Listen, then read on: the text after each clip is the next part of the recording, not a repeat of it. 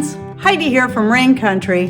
God is good all the time. Well, I'm here today to talk about a couple of different scenarios that we should be considering, and I don't think gets talked about enough. I know there's people that do talk about it. I know I've mentioned it before, but I think it's something we need to keep at the forefront of our brain.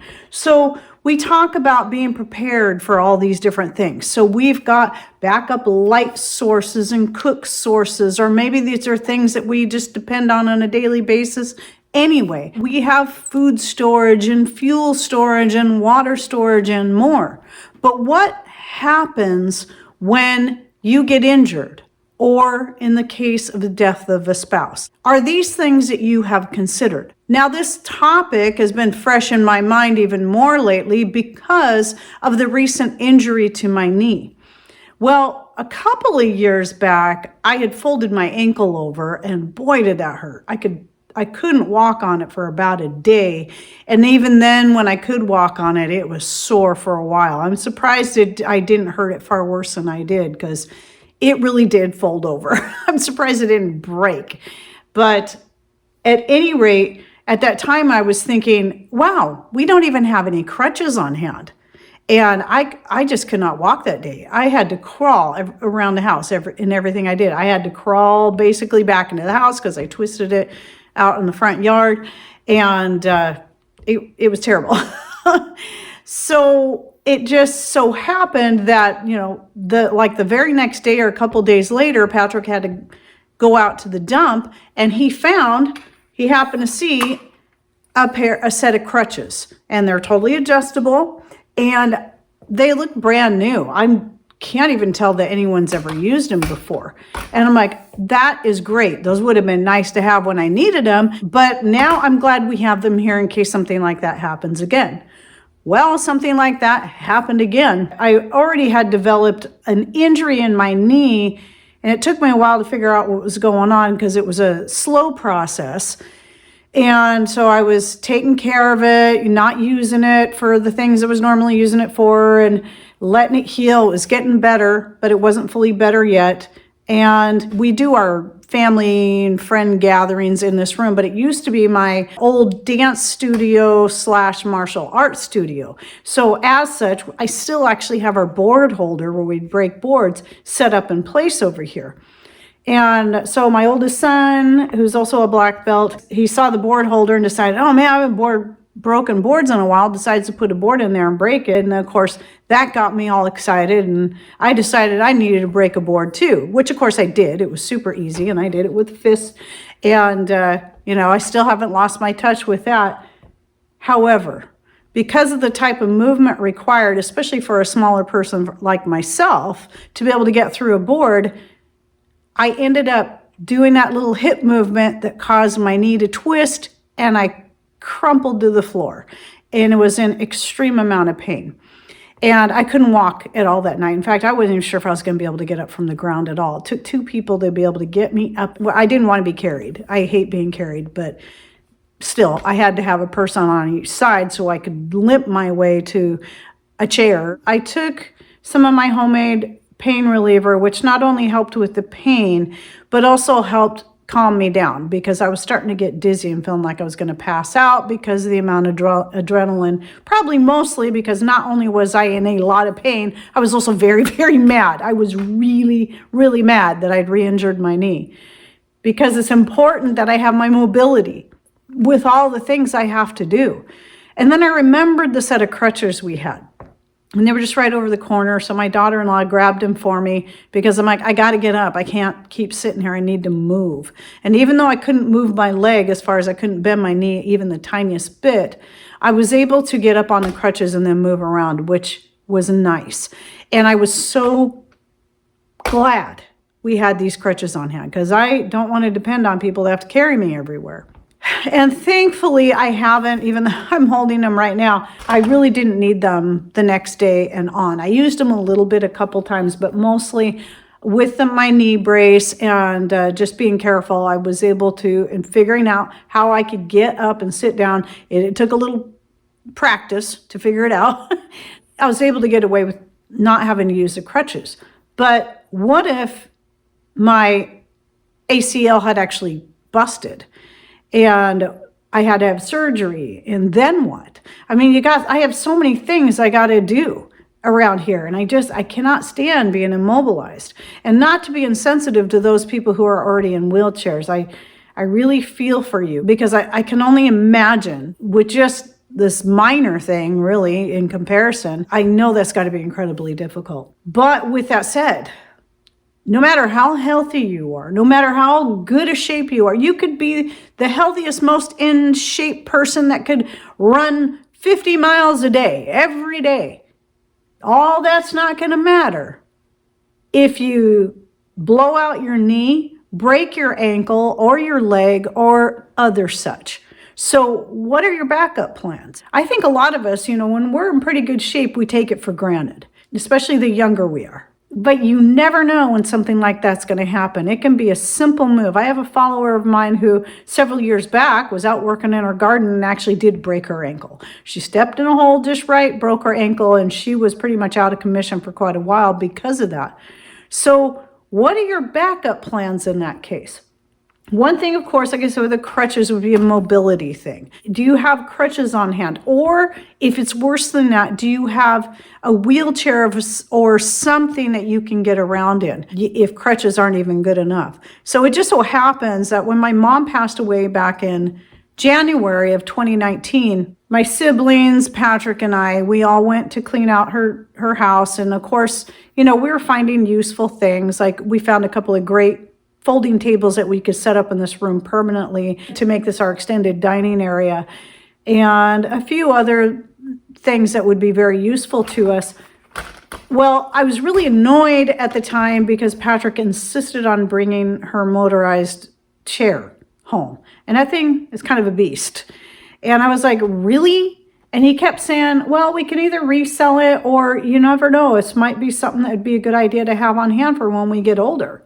And at the time, I wasn't thinking about injuries because this was back before I really twisted my ankle hard and then now have the knee injury. After he got it home, it really kind of has become a fun thing because it's actually been used quite a bit in the sense that Patrick likes to take Jax for rides around this room in that chair. And then when we have family get-togethers, there's always somebody that likes to get in the chair and ride it around the room. But then it dawned on me that if things were really bad and I had to, I've got that chair. And now I'm so thankful, even more now, that he brought that chair home. But even then, maybe you can get yourself where you can move around, but there's still going to be things you can't do. Like right now, I'm still not going out and getting the firewood because I don't trust my knee. I'm doing a little bit more things all the time. Like I did finally get out to the chicken coop and take the pitchfork and stir up the deep litter because we do the deep litter method in our coop. But I had to be extremely careful because those are the kind of movements that could cause me to damage my knee, to hurt my knee again. And so there's a lot of things I'm still really nervous about doing because it's important for me to heal my knee, but I also hate not being able to get stuff done. Now, Patrick has been doing a lot around here to help out, and I mean a lot. But right now is the time I'm shooting this video, and he'll be back by the time you see this. He had to make an emergency trip down to his dad's. And so I'm here alone, and even though I can move around pretty good, there's a lot of things I'm able to do now without much help. It's a little bit scary to me to not have someone here in the house with me in case I hurt myself again. So as such, I'm trying to be even more careful and be very careful about what exactly it is I am doing.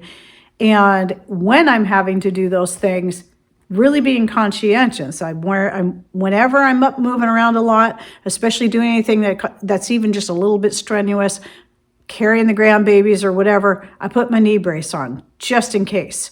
I could do it without it, but to be on the safe side, to prevent re-injury, I'm wearing the knee brace. Even though I did this time around buy a heavier duty knee brace than the ones I had before, we do have various things, types of wraps for ankles and wrists and more. And I am glad that we have those things on hand, but it still goes beyond even that alone. Do you know who you can call for help if you don't have someone in the home to help you. Like right now, I do not. And thankfully, I do, though I will refrain from doing that. Hopefully, I won't have to while Pat's away. But, you know, I have 2 sons that live in town here. And yet another reason I would hate to move away. People, you know, I say, oh, you should move here, move there, because Washington is this, that, and the other thing. No, I'm happy here in Washington State. This is where my family is. This is where my grandbabies are. It's where my kids are. And my kids are just right down the road. And if I know that either one of them would run over here and help me in a heartbeat without any problem. You know, so that goes for anything. You know, do you have a backup plan if you're alone, especially for mobility issues or not being able to get your regular chores done, things that need to be done on a daily basis, such as going back and forth to the chicken coop, let the chickens out, throw their scratch out to them, put them back in, check for eggs. These things need to be done every day.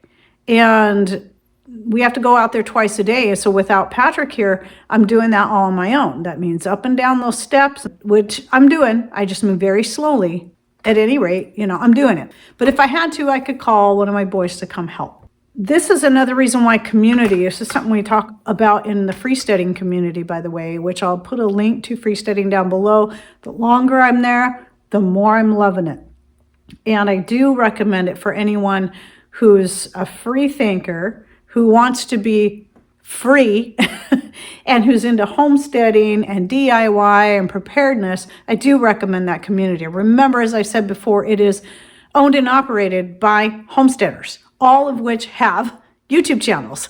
So please go check that out. And I am a community leader there now myself. The whole idea of finding people within your community that can help you. I also have good friends and neighbors that I know would be happy to come help. Some are like-minded and some are not, but I still know that the ones that are not like-minded would definitely step up to the plate if I needed them. And so community is super important.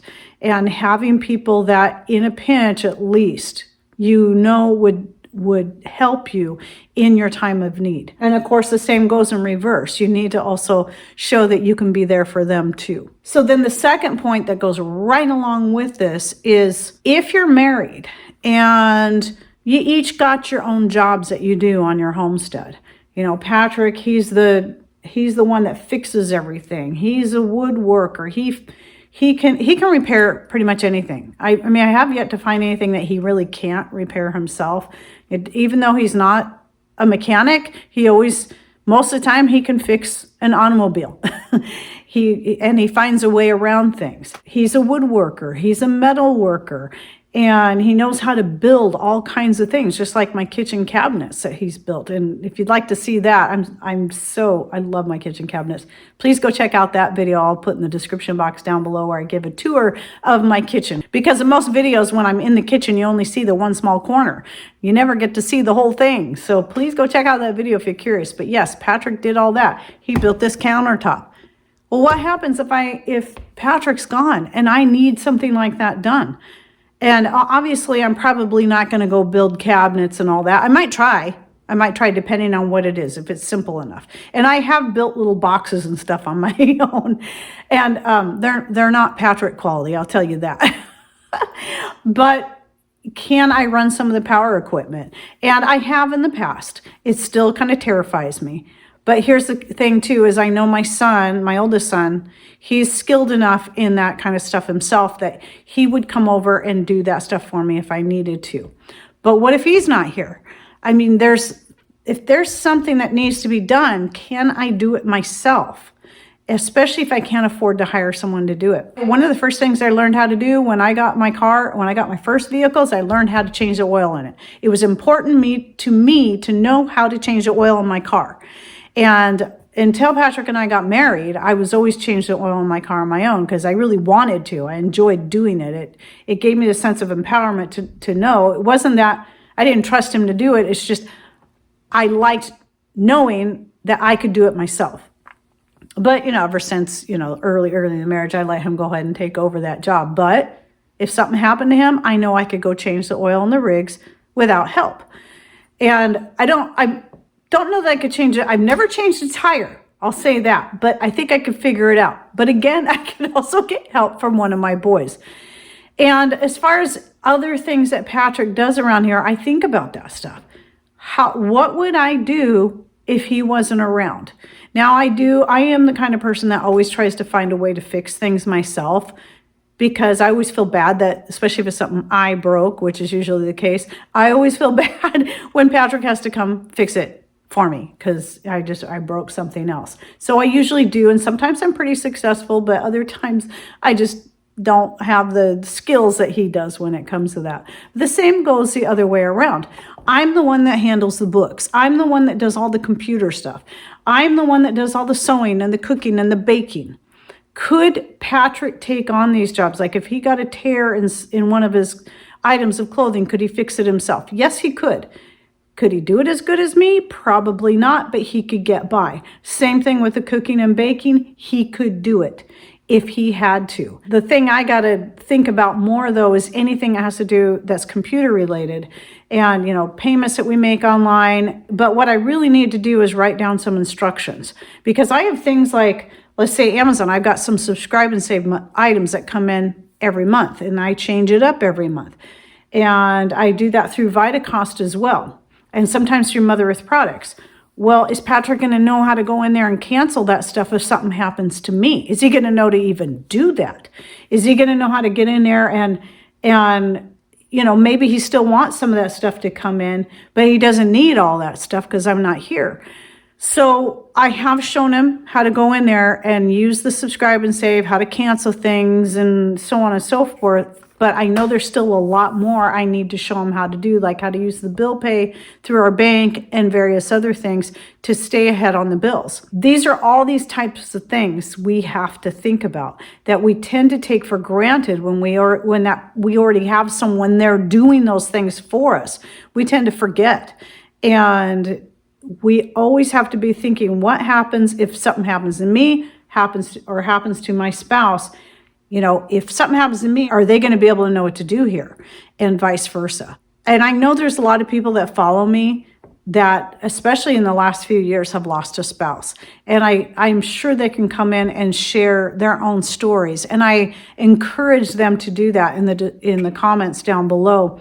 Or, it doesn't have to be recent. It could be, if you lost a spouse 20, 30 years ago, whatever the case is.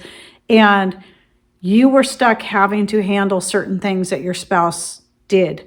I think it's really important that we discuss these things, that we have open conversation about what we can do in those situations. And yes, having family and friends that we know that will be there for us is super important, but we also need to start learning how to do certain things ourselves. So even though Patrick and I have our own roles here in the house, it is also important that there's a crossover in those roles, that I can at least handle the stuff that he normally does, even if I can't do it as good, that I can at least get by, and vice versa.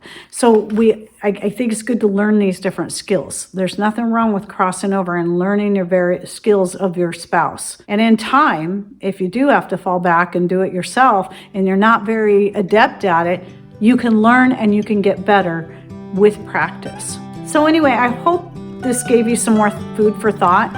And again, I encourage you to share in comments down below so we can all pick up some good information from you as well. And thanks for watching. Take care and God bless.